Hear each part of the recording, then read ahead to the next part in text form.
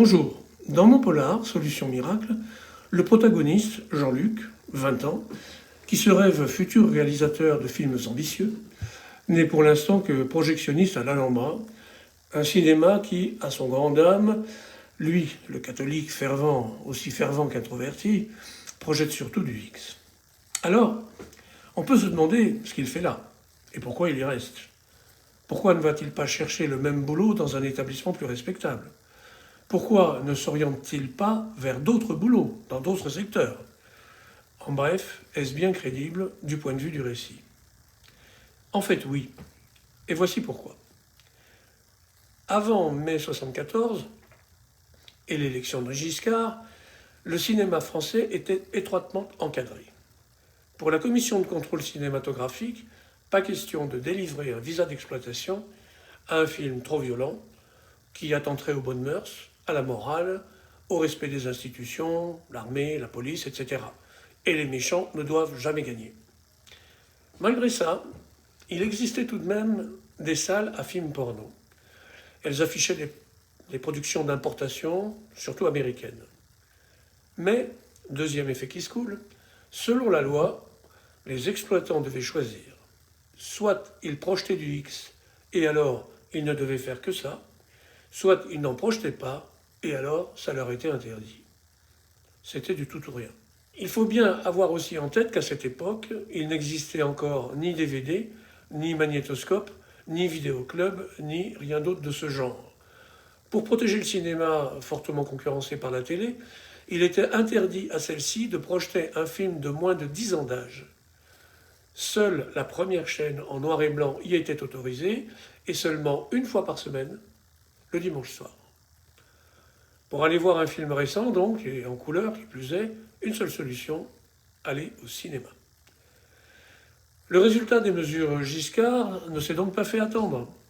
Les films érotiques et pornographiques ont envahi le cinéma, au point de bientôt les dominer largement. La ségrégation cessant, le public s'est lâché. Du coup, la production française du genre a explosé, avec d'un côté des films plutôt soft, esthétiques, dotés d'un vrai budget, avec de vrais acteurs et surtout de vraies actrices, un vrai scénario, une vraie équipe technique, etc., comme par exemple Emmanuel, icône en la matière, et d'autre part une flopée de petits films hard, tournés à la va-vite, avec 3 francs 6 sous, peu ou pas de scénario, et voilà. Dans l'ultra-gauche, encore actif à cette époque, on n'était pas loin de mai 68, il existait même un courant qui assimilait pornographie et libération sexuelle, donc émancipation des masses. C'était en quelque sorte l'invention du film de boule politique. Cette mayonnaise-là n'a pas vraiment pris. Assez vite, le modèle s'est dissous, comme l'influence des groupuscules trotskistes. Mais si je vous en parle, c'est que ça aussi s'est abordé dans mon livre. Les universitaires qui ont mené des études là-dessus, parce qu'il y en a eu pas mal, ont appelé cette période l'âge d'or du porno français. L'explication donc, pour revenir à notre ami Jean-Luc, c'est que Jean-Luc Le Cateau, il bosse à l'Alhambra depuis 2 ans, depuis 1973, depuis un temps où son établissement ne projetait que du vrai cinéma. Là, il gagne à peine sa vie, et de plus, le voilà à présent endetté vis-à-vis de son cousin. Si jamais il lui prenait l'idée de chercher le même job ailleurs, ça ne servirait à rien. Tous les cinémas sont comme le sien.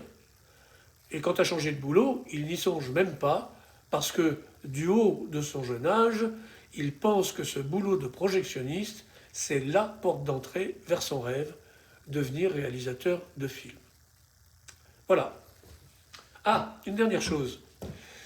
Avec Solution Miracle, on est donc au cœur de l'âge d'or du porno français. Mais attention, je m'en voudrais de vous décevoir. Solution Miracle, c'est un polar, pas un livre porno, ni même érotique. Ça, c'est une autre épreuve que je voulais affronter. Écrire un livre qui baignerait dans le sulfureux, sans pour autant ni l'exhiber, ni s'y complaire.